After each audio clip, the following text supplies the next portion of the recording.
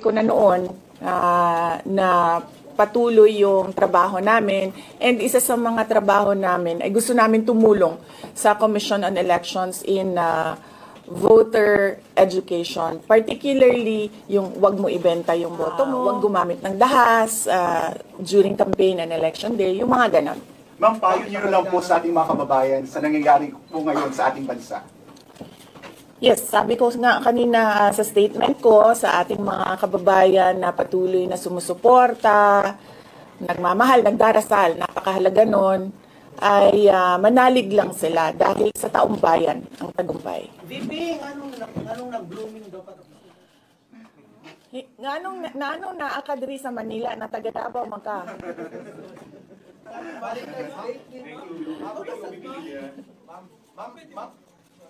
Yes, sir. Ma'am, sabi niyo po late last year pa nung nagpe-prepare na kayo para dito.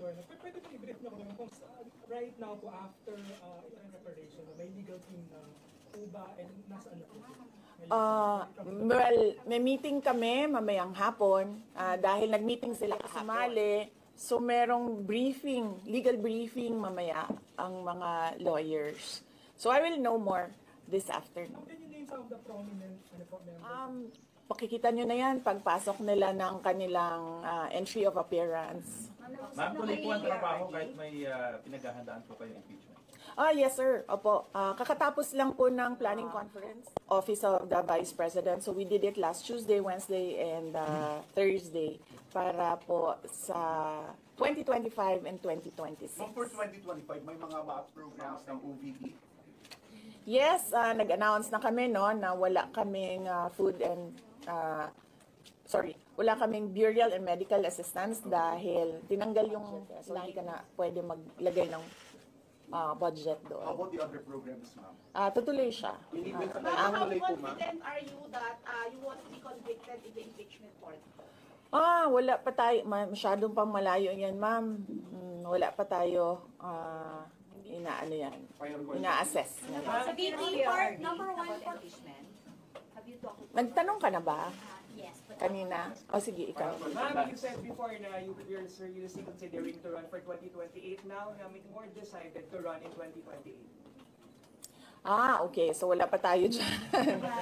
Wala pa tayo dyan. But nasabi ko naman di ba, paulit-ulit kung we are seriously considering that. But it's difficult to decide without kailangan malaman yung surveys and numbers. Sa next year pa yun.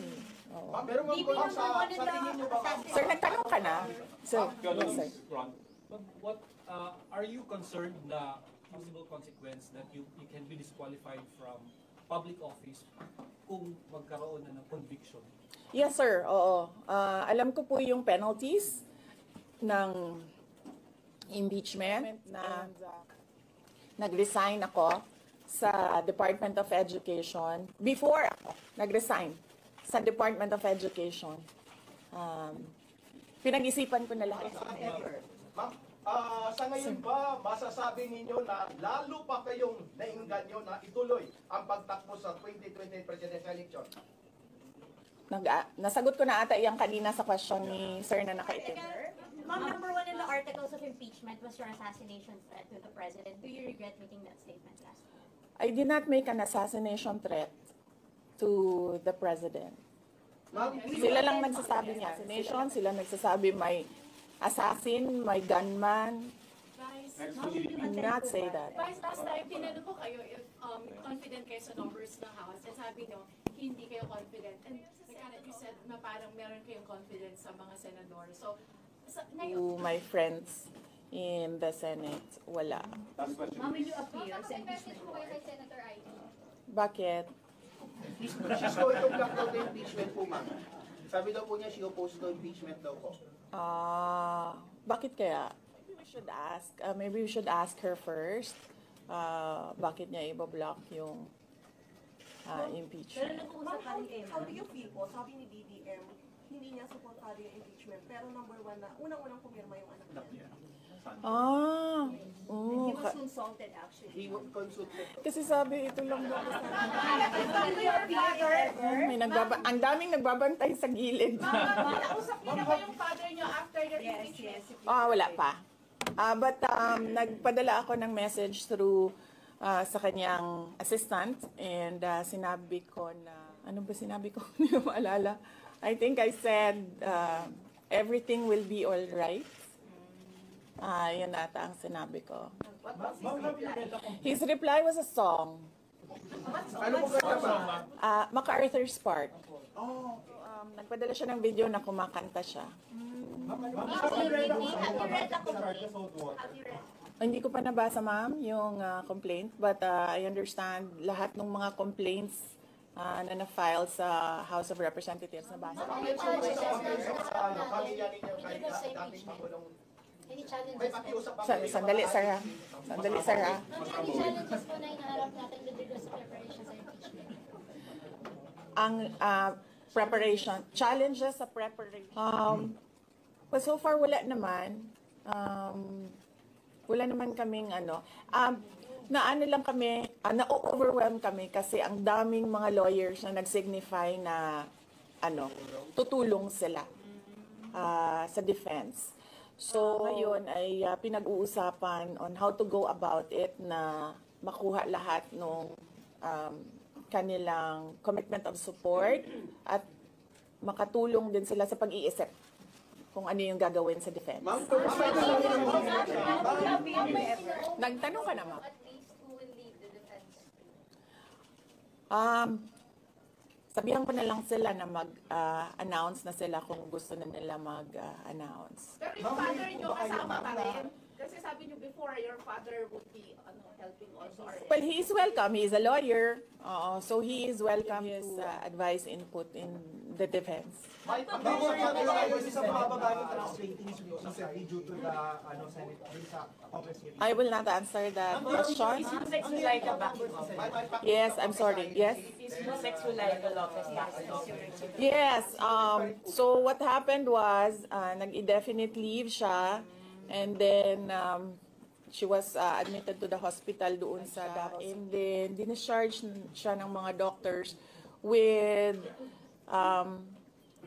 ulitin ko. Si Yusek Zulaika Lopez, nag-indefinite leave siya after nung sa veterans hospital admission niya. Umuwi siya Davao, and then hospitalized siya doon. And then sabi ng doctors to come back ngayon ata, February, for further tests. And then bumalik siya for 1 day dito. Noong January, bumalik siya for 1 day dito sa Office of the Vice President, and she said na mag-leave siya for 2 months.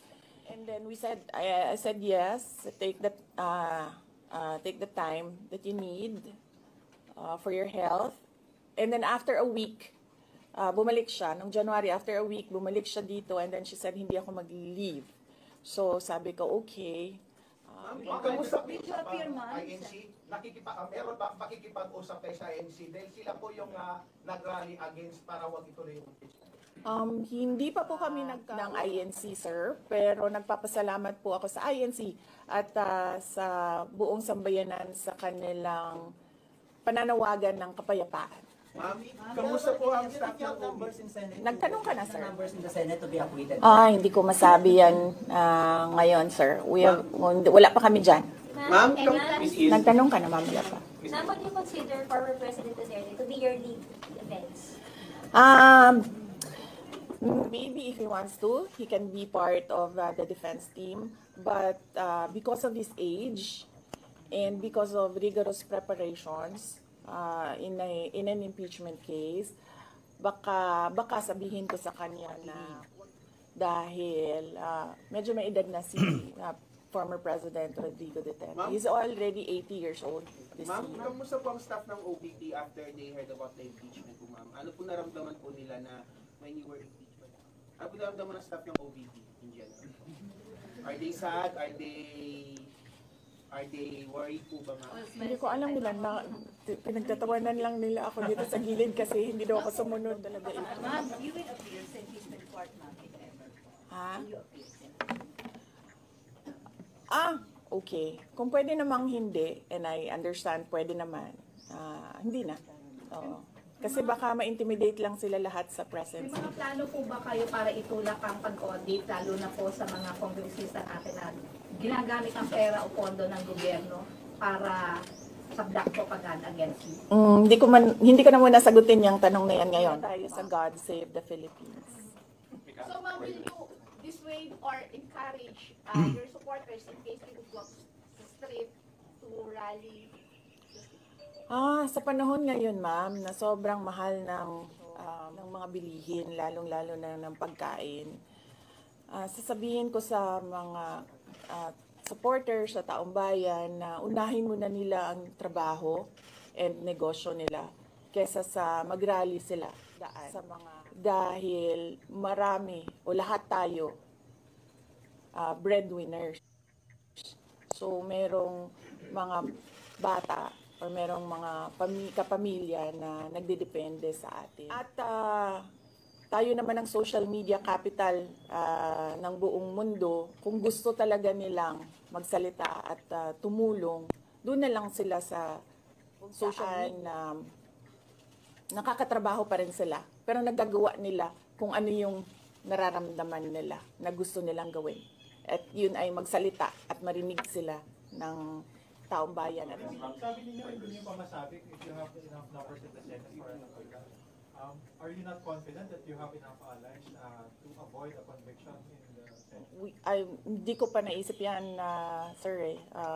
I've not counted numbers of votes in the Senate, so we are not there yet. The legal team is still in the preparation of the defense and what we will do moving forward. Ma'am, do you feel betrayed? Maraming mga congressmen.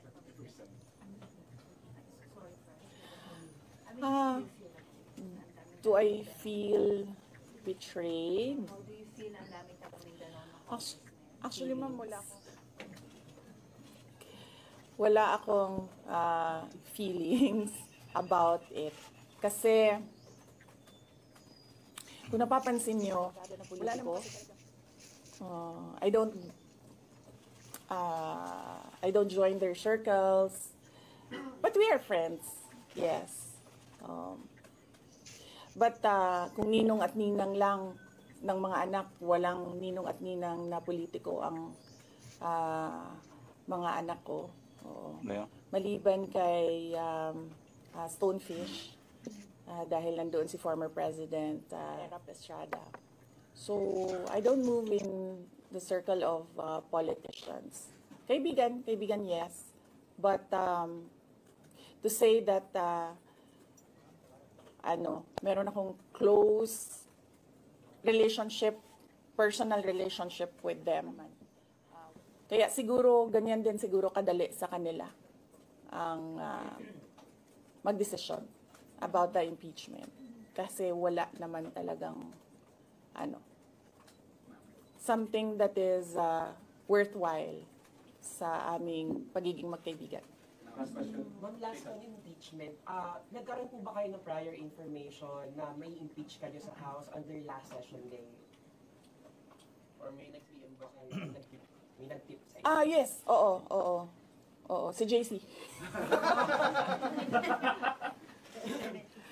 Si JC. Hindi siya natulog. Sabi ko sa kanya, matulog ka na, JC, kasi ang mangyayari ay mangyayari kaya sera-sera. Diba? Ma'am, comment nyo lang po, ma'am. Alam ko matagal na ito, but the QC Prosecutor's Office di binasura yung patong-patong na kaso against you. Yes. What was your initial reaction about that? And second po, any updates, security details natin, ma'am? Tuloy po ba yung pag-hire po natin ng Doon lang tayo sa God Save the Philippines. Ma'am, Okay. last na lang po ng on my end. Ma'am, you said God save the Philippines. Gaano na po kalala ang problema ng Pilipinas ever since na nagkaroon ng issue sa impeachment na ito? Parang ano po yung nakikita yung problem sa Philippines ngayon at bakit nila inuna itong impeachment na ito? Gaano kalala ang napag-iwanan na tayo ng panahon at ng ating mga kapitbahay dito sa region at napag-iwanan na tayo ng mundo. Malala siya since nagkaroon ako ng understanding. Kasi 1990s, tapos 1990s, magulo. Well, sa amin, magulo. And then, ngayon, nagbabadya ang gulo sa Mindanao. So, parang wala namang nagbago. So, malala.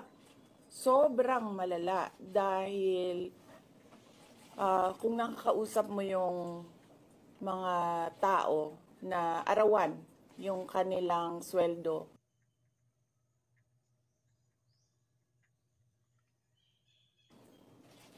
yung pera nila hindi na talaga sapat para sa pagkain, para sa kuryente, sa bahay, para sa tubig, para sa pag-aaral ng kanilang mga anak. At kung basehan natin yung pag-alis ng mga Pilipino sa sarili nilang bansa ay sobrang malala dahil sobrang dami ng ating mga kababayan ang pumupunta, nakikipagsapalaran sa ibang bansa. Wala silang makita na pag-asa, wala silang makita na oportunidad dito sa ating bayan. Assalamualaikum.